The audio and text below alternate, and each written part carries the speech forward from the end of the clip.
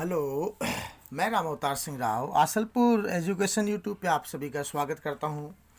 आज हम कक्षा 6 और कक्षा 10th का एक अध्याय है झांसी की रानी, उसके बारे में अध्ययन करने जा रहे हैं। पिछले वीडियो में हमने झांसी की रानी के बचपन के बारे में देखा, उसकी वीरता के बारे में पढ़ा और सुना। इस वीडियो में भी हम झांसी की रानी के द्वारा जो वीरतापूर्ण कार्य किए गए उसके बारे में अध्ययन करेंगे। तो आइए देखते हैं। उदित हुआ सौभाग्य मुदित महलों में उजियाली छाई, किंतु काल गति चुपके चुपके काली घटा घेर लाई। तीर चलाने वाले कर में उसे चूड़ियां कब भाई, रानी विधवा हुई आय, विधि को भी नहीं दया आई। उदित हुआ सौभाग्य यानी झांसी की रानी जब झांसी में विवाह होकर जब जाती है और गंगाधर राव के साथ उसका विवाह होता है, तो झांसी का जो सौभाग्य था वो उदय होता है, खुशियाँ छाती है। मुदित यानी प्रसन्नता महलों में, यानी जो महल थे गंगाधर राव के, उजियाली यानी प्रसन्नता छाई यानी छा जाती है। झांसी का जो सौभाग्य वो उदय होता है और चारों तरफ महलों में प्रसन्नता छा जाती है। किंतु काल गति चुपके चुपके काली घटा घेर लाई। लेकिन काल की गति देखिए, विपत्ति का समय देखिए कि चुपके चुपके यानी धीरे धीरे काली घटा, यानी जो काली घटाएं जब आती है तो चारों तरफ अंधकार छा जाता है। ऐसे ही विपत्ति का एक ऐसा समय आया जो पूरे झांसी राज्य पर छा गया। और वो कौन सा समय था? तीर चलाने वाले कर में उसे चूड़ियां कब भाई, यानी कि वो समय था कि गंगाधर राव की अल्पायु में ही क्या हो गई, मृत्यु हो गई। जो तीर चलाने वाले कर, जो झांसी की रानी के तीर चलाने वाले जो हाथ थे, उसे चूड़ियां कब भाई, उन भाई यानी अच्छी लगी। उन हाथों में चूड़ियां कब अच्छी लग सकती, अर्थात वो हाथ तो केवल वीरता दिखाने के लिए थे, चूड़ियां पहनकर श्रृंगार करने के लिए नहीं थे। रानी विधवा हुई आए, जो रानी लक्ष्मीबाई थी गंगाधर राव की मृत्यु के बाद में वो विधवा हो गई।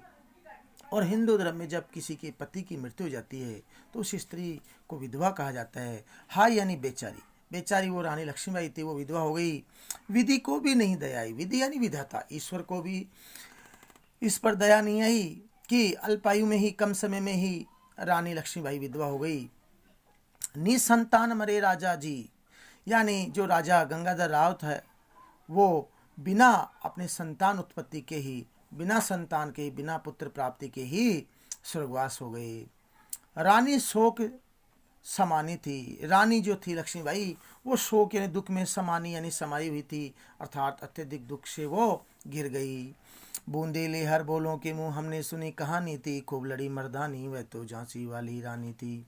जो बुंदेलखंड के लोग हैं, जो हर बोले जाति के जो लोग हैं, उनके मुंह से हमने एक कहानी सुनी थी कि जो लक्ष्मीबाई थी वो खूब मर्दों के समान, जो उसने 1857 क्रांति में युद्ध किया था और वीरता और त्याग और बलिदान का संदेश दिया था। आगे है,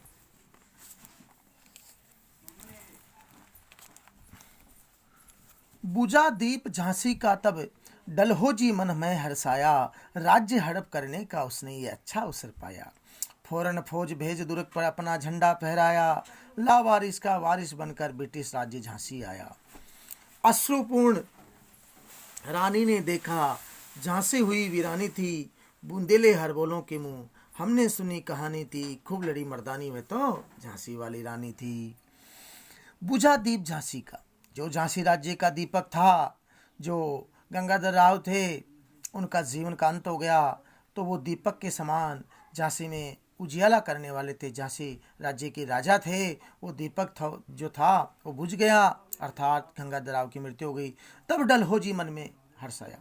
जो लॉर्ड डलहौजी था, जो अंग्रेज सेना का सेनापति था, वो मन में हर्ष आया यानी प्रसन्न हुआ, वो मन में बड़ा प्रसन्न हुआ, क्योंकि प्राचीन समय में अंग्रेजों के द्वारा एक प्रथा लागू कर रखी थी कि जिस राजा की कोई संतान नहीं होगी, उस राजा की अगर मृत्यु हो जाती है तो वह राज्य जो है अंग्रेजों के अधिकार क्षेत्र में चला जाएगा। इसलिए अंग्रेज अफसरता डलहौजी बड़ा प्रसन्न हुआ कि अब झांसी राज्य का दीपक तो गंगाधर राव तो है स्वर्गवासी हो गया है, अब उस संपूर्ण राज्य अंग्रेजों के अधिकार क्षेत्र में आ जाएगा।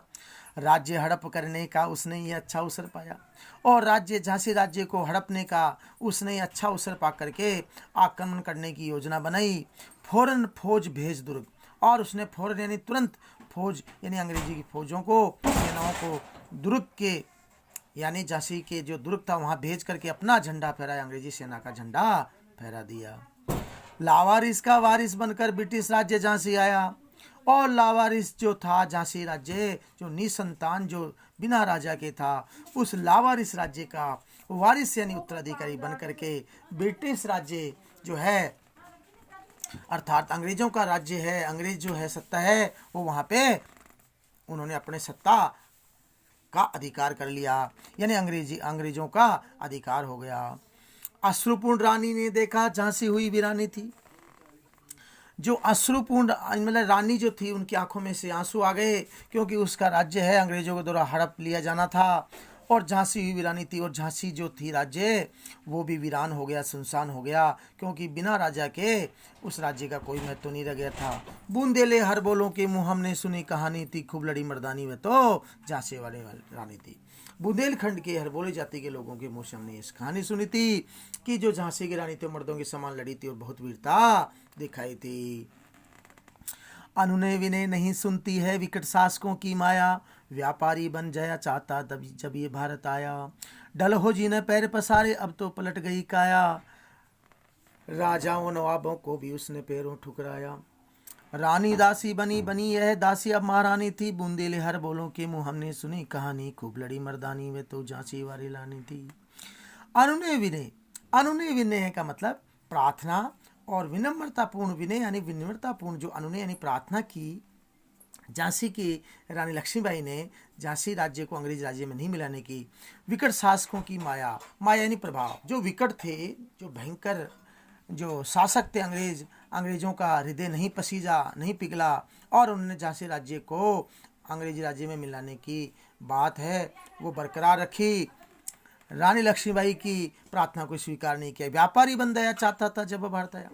जब अंग्रेज भारत में आए थे तो केवल व्यापार करने के उद्देश्य से आए थे, और वो भारत में आने के बाद में केवल राजा महाराजाओं की दया के ऊपर ही आश्रित थे कि उनकी दया हो जाए तो उनका जो व्यापार अच्छी तरह से चले, उनका जो है गुजारा, उनकी आजीविका ढंग से चले। लेकिन यहाँ आने के बाद में व्यापार का उद्देश्य छोड़ करके उन्होंने अंग्रेजी जो हुकूमत को भारत के राज्य पर जो है अधिकार क्षेत्र की योजना बनाने का उपाय किया और खूब धन दौलत को यहाँ से सोना चांदी को लूट करके अपने देश इंग्लैंड में ले जाने लगे। उसी क्रम में कह रहे डलहौजी ने पैर पसारे अब तो पलट गई काया, यानी डलहौजी था, लार्ड डलहौजी अंग्रेज जो सेनापति अफसर था, उसने पैर पसारे उस झांसी राज्य के ऊपर अपने पैर पसार लिए। पैर पसारने का अपना साम्राज्य स्थापित कर लिया। अब तो पलट गई काया। जो झांसी राज्य का विस्तार था, झांसी राज्य का जो मतलब वहाँ की जितनी सेनापति जो धन दौलत थी उसके ऊपर अंग्रेजों का अधिकार हो गया। राजाओं नवाबों को भी उसने पैरों ठुकराया, और जो राजा और नवाब थे मुस्लिम रियासतों के नवाब हुआ करते थे, हिंदू रियासतों के राजा हुआ करते थे, उनको भी उसने पैरों ठुकराया। उनको विश्वास में दे करके उनको भी मौत के घाट उतार दिया। रानी दासी बनी अब यह दासी अब महारानी थी। जो रानी लक्ष्मीबाई थी वह महारानी जो हुआ करती थी गंगाधरराव के समय, अब वो दासी बन करके अपना जीवन है वो गुजार रही थी। बूंदेले हर बोलों के मुँह हमने सुनी कहानी थी, खूब लड़ी मर्दानी में तो झांसी वाले। बुंदेलखंड के लोगों के मुँह हमने सुनी ये कहानी थी कि जो झांसी की रानी थी बहुत ही मर्दों के समान उसने युद्ध किया और अपनी वीरता दिखाई। छीनी राजधानी दिल्ली की, लखनऊ छीना बातों बात, कैद पेशवा था बिठूर में, हुआ नागपुर का भी घात। उदयपुर तंजौर सतारा, कर्नाटक की कौन बिसा, जबकि सिंधु पंजाब ब्रह्मा पर भी अभी हुआ था वज्र निपात। छीनी राजधानी दिल्ली की, दिल्ली जो राजधानी थी भारत की उसको भी अंग्रेजों ने छीन लिया। लखनऊ छीना बातों बाद, जो उत्तर प्रदेश की राजधानी जो लखनऊ थी उसको भी अंग्रेजों ने छीन लिया। कैद पेशवा था, और पेशवा जो नाना साहब थे उनको कैद कर लिया बिठूर की जेल में। और नागपुर जो महाराष्ट्र का एक स्थान है उसको भी घात यानी उसके ऊपर भी आक्रमण करके उसको भी अपने अधिकार क्षेत्र में कर लिया। उदयपुर तंजौर सतारा कर्नाटक की कौन बिसात, क्या महत्व रह गया था, अर्थात ये राज्य भी, ये जिले और ये रियासतें भी अंग्रेजों के अधिकार क्षेत्र में चली गई। जबकि सिंधु पंजाब ब्रह्मा पर अभी हुआ था वज्र निपात। वज्र यानी वज्र के समान, निपात यानी जो घात है, वज्र के समान जो आक्रमण है। अंग्रेजों ने सिंध और पंजाब भ्रमाभूमि करके अपना अधिकार कायम कर लिया था।